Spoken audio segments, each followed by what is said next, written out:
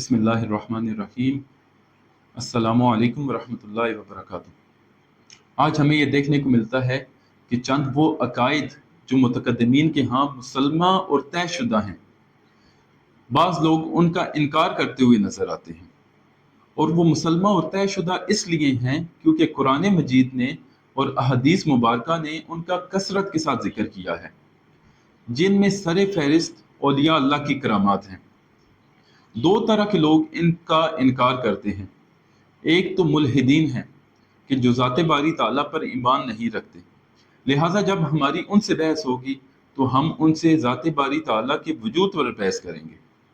دوسرا وہ گروہ ہے کہ جو ذات باری تعالیٰ پر ایمان رکھتا ہے، اسے قادر مطلق مانتا ہے، لیکن انہیں یہ چیز پڑھا دی گئی ہے کہ اولیاء اللہ کی کرامات پر ایمان رکھنا توحید کے منافی ہے۔ حالانکہ یہ توحید کے منافی کس طرح ہو سکتا ہے کہ اللہ رب العزت نے اپنی کتاب میں اس کا ذکر فرمایا ہے۔ اس سے پہلے کہ میں قرآن مجید سے اولیاء اللہ کی کرامات کا ذکر کروں، اس چیز کو سمجھنے کی ضرورت ہے کہ کرامات کا مطلب کیا ہے۔ معجزہ اور کرامات یہ دونوں ایک قبیل سے ہیں۔ ہر وہ چیز جو عادت کے خلاف ہو، پھر اگر وہ کسی نبی کے ہاتھ پر ظاہر ہو تو وہ معجزہ کہلاتا ہے، اور ولی کے ہاتھ پر ظاہر ہو تو کرامت کہلاتی ہے۔ اور ہر کرامت جیسے وہ اس ولی کے لیے دلیل ہوتی ہے اور اس کے مقام و مرتبے کا ظہور ہوتا ہے، ویسے ہی وہ ولی جس نبی کی اتباع کرتا ہے یہ اس کے لیے معجزہ ہوتی ہے اور ذات باری تعالیٰ کی الوہیت پر دلیل ہوتی ہے۔ اور یہ کرامات ذات باری تعالیٰ خود اپنے بندے کے ہاتھ پر ظاہر فرماتا ہے تاکہ اس کا مقام اور مرتبہ لوگوں کے سامنے ظاہر کرے۔ اس کی ایک مثال لیجئے کہ سیدنا عیسیٰ علیہ السلام کی ولادت بغیر باپ کے، جہاں سیدہ مریم کے لیے کرامت ہے، وہاں پہ سیدنا عیسیٰ علیہ السلام کے لیے معجزہ ہے اور ذات باری تعالیٰ کی الوہیت کی دلیل ہے۔ قرآن پاک میں متعدد جگہ کرامات کا ذکر کیا گیا ہے۔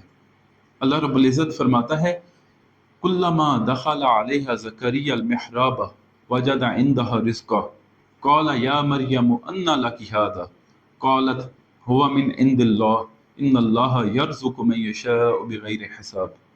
سیدہ مریم کے متعلق فرماتا ہے کہ جب بھی حضرت زکریا علیہ السلام سیدہ مریم کے پاس تشریف لائے تو انہوں نے دیکھا کہ ان کے پاس مختلف انواع کے پھل پڑے ہوئے ہیں۔ انہوں نے کہا کہ اے مریم یہ آپ کے پاس کہاں سے آئے؟ تو سیدہ مریم نے فرمایا کہ یہ اللہ رب العزت کی طرف سے ہیں، وہ جس سے چاہتا ہے بے حساب رزق عطا فرماتا ہے۔ یہ جان لیجئے کہ سیدہ مریم نبیہ نہیں ہیں بلکہ ولیہ ہیں، صدیقہ ہیں۔ تو یہ قرآن مجید نے سیدہ مریم کی کرامت کا ذکر فرمایا۔ دوسری کرامت اللہ رب العزت فرماتا ہے حضرت سلیمان علیہ السلام کے متعلق کہ جب انہیں اس بات کی خبر پہنچی کہ ملکہ بلقیس ان کے پاس آ رہی ہے اور مسلمان ہونے کے لیے آ رہی ہے، تو انہوں نے فرمایا کہ کون ہے جو ملکہ بلقیس کا تخت اس کے آنے سے پہلے مجھے لا کر دے۔ تو ایک جن نے کہا کہ اس سے قبل کہ آپ اپنی مجلس سے اٹھیں میں اس کا تخت لا کر آپ کے پاس پیش کر دوں گا۔ پھر اللہ رب العزت فرماتا ہے قال الذی عندہ علم من الکتاب انا آتیک بہ قبل ان یرتد طرفک فلما رآہ مستقرا عندہ قال ھذا من فضل ربی۔ پھر اس شخص نے کہا جس کے پاس کتاب کا علم تھا کہ میں وہ آپ کو لا کر دوں گا اس سے پہلے کہ آپ کی پلک جھپکے۔ تو جب حضرت سلیمان علیہ السلام نے دیکھا تو وہ تخت ان کے پاس پڑا ہوا تھا۔ انہوں نے فرمایا ھذا من فضل ربی، یہ میرے رب کا فضل ہے۔ اس سے یہ ظاہر ہوتا ہے کہ اللہ رب العزت جس بندے کا چاہتا ہے، جس اپنے مقرب اور صالح بندے کے لیے چاہتا ہے، اس کے ہاتھ پر کرامت ظاہر فرما دیتا ہے تاکہ اس کا مقام اور مرتبہ لوگوں کے لیے ظاہر کرے۔ مفسرین لکھتے ہیں کہ ان کا نام آصف بن برخیہ تھا۔ جہاں یہ آصف بن برخیہ کے لیے کرامت ہے، وہاں سیدنا سلیمان علیہ السلام کے لیے معجزہ ہے، وہ ذات باری تعالیٰ کی الوہیت کی دلیل ہے، اور اسی وجہ سے بعد میں بلقیس جو تھی وہ اسلام لے آئیں۔